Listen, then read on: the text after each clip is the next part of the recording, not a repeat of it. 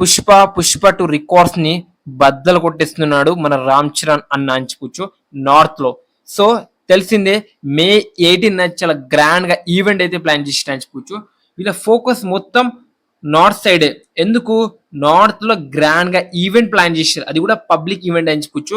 ఆ public event వచ్చేసరికి మనకి భోపాల్లో జరగబోతుంది అని చెప్పొచ్చు, మధ్యప్రదేశ్. ఇంకా నెక్స్ట్ వచ్చేసరికి ఒక ప్రెస్ మీట్ వచ్చేసరికి ముంబైలో అయితే జరిగే అవకాశం అయితే ఉందని చెప్పొచ్చు.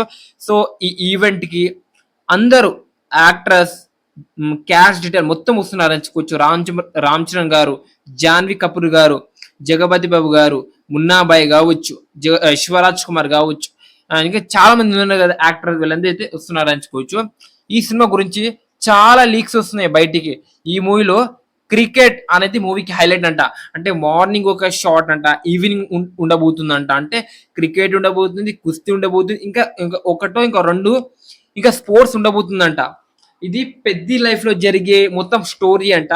అలానే క్రికెట్ లో ఎలా ఆడతారు అంటే ఒక గల్లీ క్రికెటర్ ఎలా అయితే ఆడతాడో అలానే ఆడతాడు. అంటే ఒక ప్రొఫెషనల్ అంటే ఒక ఛాంపియన్ ఎలా ఆడతాడు క్రికెట్ అలా ఆడక గల్లీలో అంటే ఎట్లా కొడతాడు అలా అనేది మన పెద్ద అయితే ఆడతాడు.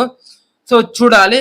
కానీ చెప్తున్నా కదా ఈవెంట్ ఒక రేంజ్ లో అయితే ప్లాన్ చేసిన చెప్పుకోవచ్చు. ఇక 4 days మాత్రమే ఉంది ట్రైలర్ అంటే రావడానికి. నేనైతే ఈగల్ వెయిట్ చేస్తున్నా. మీరు ఎంతమంది వెయిట్ చేస్తున్నారో డెఫినెట్ గా అయితే కామెంట్ చేయండి. ఇంకా నెక్స్ట్ వచ్చేసరికి మన USA pre sales advance collection ఏంటి అంటే నార్త్ అమెరికాలో ఇప్పటివరకు వచ్చేసరికి $2,45,000 అయితే కలెక్ట్ చేసిన చెప్పుకోవచ్చు. ఈ వీడియో కంప్లీట్ అయ్యే వరకు 2,50,000 అయితే కంప్లీట్ అయింది అని చెప్పుకోవచ్చు.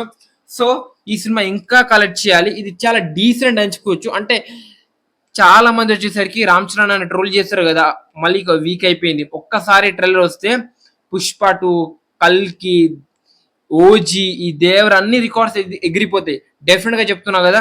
సో చాలా గ్రాండ్ గా అయితే ప్లాన్ చేసి చెప్పుకోవచ్చు. నార్త్ అమెరికాలో బుకింగ్ కూడా డీసెంట్ గా ఉంది. ఒక్కసారి ట్రైలర్ రావాలి, మామూలుగా ఉండదు. సో సాంగ్ వచ్చే అవకాశం ఉందా లేదా అనేది అది ఒక డౌటే. కానీ ట్రైలర్ అయితే మే 18 మామూలుగా ఉండదు.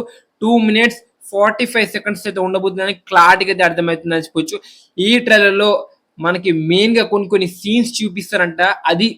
అది మూవీకి హైలైట్ అంట. నెక్స్ట్ లెవెల్ అయితే ఉంటుందని చెప్పొచ్చు. చూడాలి.